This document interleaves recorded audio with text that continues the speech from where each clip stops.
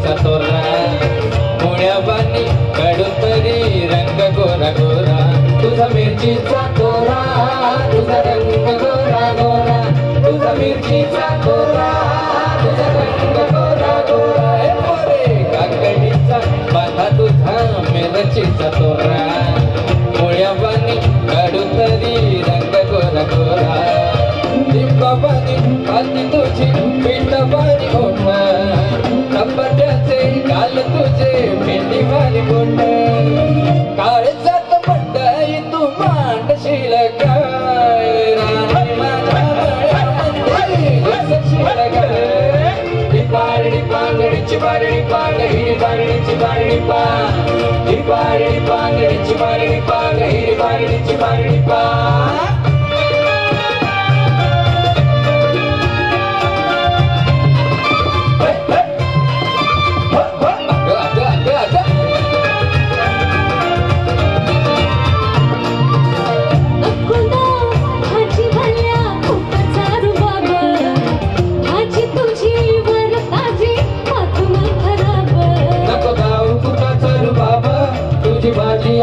खराब नको दारू बाबा तुझी भाजी यातून खराब नको भाजी भल्या फुटाचा रुबाब भाजी तुझी वर ताजी यातून खराब गोड गोड बोलशील काढशील फाशी भाजी तुझी वाटी वाटी घेऊन तरी कशी आजकाल कुणाचा बी भरा बसाला राणी माझ्या मळ्यामध्ये घुसशील काय डिपारडी पांगडीची बारडी पांग हिरी बारडीची बारडी पांग डिपारडी पांगडीची बारडी पांग हिरी बारडीची बारडी पांग डिपारडी पांगडीची बारडी पांग हिरी बारडीची बारडी पांग डिपारडी पांगडीची बारडी पांग हिरी बारडीची बारडी पांग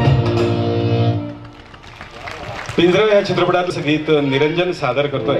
खरं म्हणजे हे गीत प्रश्नार्थक गीत आहे आणि निरंजनने आत्ता हे गीत का निवडलं मला काही कळायचा मार्ग नाही. पण असा कलाकार मंडळी मनमौजी असतात, त्यांचं गाण्यावरचं प्रेम आपण समजू शकतो. आणि पिंजरा या चित्रपटातलं खूप सुंदर असं रांगडं गीत आहे. अहो रस्त्याने जाणाऱ्या प्रेयसीला कोण कुठली काय अशी चौकशी करणारं ते गीत आहे. मी आधीच म्हटल्याप्रमाणे प्रश्नार्थक गीत आहे. आता काही काही गोष्टींवर एक शिक्षक असल्यामुळे माझा थोडासा रिसर्च आहे. प्रश्न कुठे कोणी कसा कधी विचारावा याला सुद्धा काही नियम आहेत. भलत्या वेळी भलता प्रश्न विचारला तर भलतं उत्तर येण्याची शक्यता असते. अहो काय गंमत सांगावी. सहज कॉलेजमधली तुम्ही सगळी युवक मंडळी दिसतायत, सुट्टी हवी असेल, भलत्या वेळेला सरांना विचारलं सुट्टी हवी आहे जाऊ का, नाही उत्तर नकारार्थी येणार. पण तेच जर सर व्यवस्थित म्हणजे रिलॅक्स मूडमध्ये आहेत, काही टेन्शन नाही आहे, लंच वगैरे झालेलं आहे, अशा वेळेला प्रश्न विचारला तर कदाचित बरं काम आहे का 2 दिवस जा असं उत्तर येण्याची शक्यता आहे. पण भलत्या वेळी भलता प्रश्न विचारू नये, भलतं उत्तर येण्याची शक्यता असते. तुर्तास एक गीत ऐका आणि माझ्याही विधानावर विचार करा. भलत्या वेळी भलता प्रश्न विचारू नका. भलत्या वेळी भलता प्रश्न जर विचारला तर काय, मी पण प्रश्न टाकत होतो उत्तर भलतंच येणार आहे. कसं आहे की कधी कधी रेडिओ स्टेशनमध्ये असं व्हायचं जुन्या काळी की एक गाण्याची अनाउन्समेंट व्हायची, दुसरं गाणं मागच्या बाजूने त्या रेकॉर्डच्या लागलेलं जायचं. पण आता कलाकारांचा मूड आहे हे सांगितलंच तुम्हाला. आणि निरंजनच्या अत्यंत आवडीचं असलेलं हे गाणं की जे सारेगम मध्ये सादर करत असताना त्यांनी मला असं वाटतं मूळ गायकापेक्षाही चांगलं सादर केलं असा रिमार्क त्याला छान मिळालेला आहे. तुमच्या आवडीचं अतिशय सुंदर असं गीत अशोक पत्की यांनीच लिहिलेलं आणि अशोक पत्की यांनीच संगीत दिग्दर्शित केलेलं हे अप्रतिम गीत.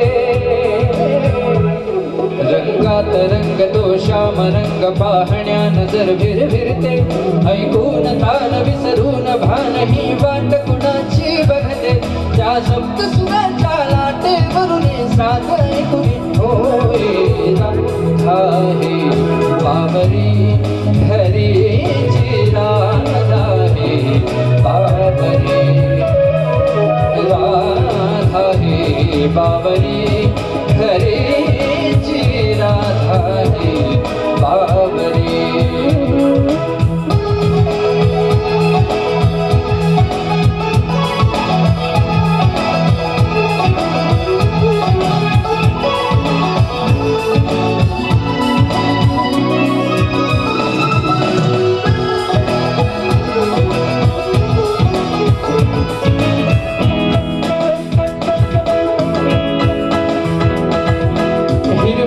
झाडांची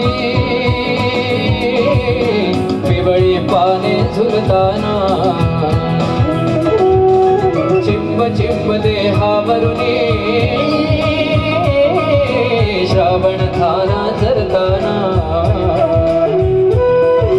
तरवळणारा गंध मातीचा मनास बिलकुल जाई हा उन्हाळ वारा गुज प्रीतीने कानी सांगून जाई त्या सप्त सुराच्या लाटे करुणे सागर कुणी होय राधा हे बाबरी घरीची राधा हे बाबरी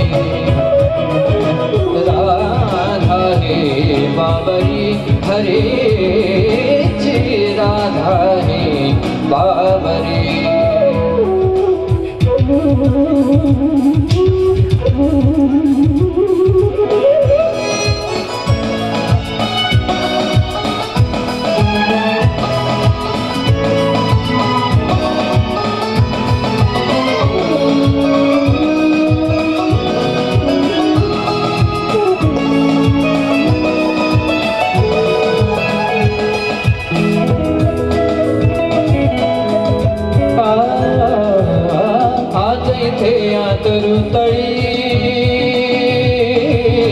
सूरवेणुचे खुणावती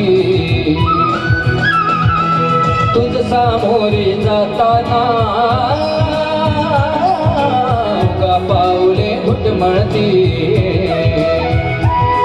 हे स्वप्न असे की सत्य म्हणावे राधा हरपून जाई हा चंद्र चांदणे ढगा आडुने प्रेम तयाचे बाहे त्या सप्त सुराच्या लाटे करुणे सादर कुणी होय राधा हे बाबरी हरीची राधा हे बाबरी रंगात रंग तो श्याम रंग पाहण्या नजर भिरभिरते ऐकून तान विसरून भान ही वाट कुणाची बघते त्या सप्त सुरांच्या लाटे करुणे सादर कुणी होय राधा हे बाबरी हरीची राधा हे बाबरी राधा हे बाबरी हरीची राधा हे बाबरी राधा हे बाबरी हरीची राधा हे बाबरी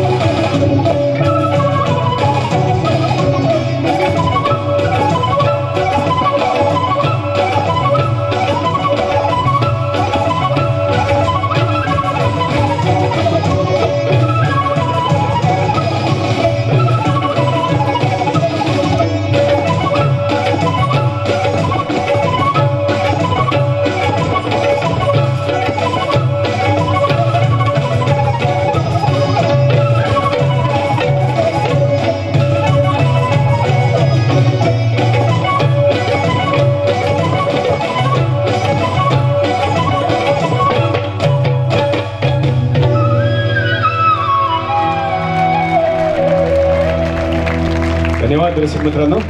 वैनगंगा बहुउद्देशीय विकास संस्थेतर्फे आणि स्वरवेदच्या माध्यमातून हा कार्यक्रम सादर होतोय. सुमंगल औचित्य आहे ब्रह्मानंद करंजेकर यांचा हिरक महोत्सव आपण संपन्न करीत आहोत.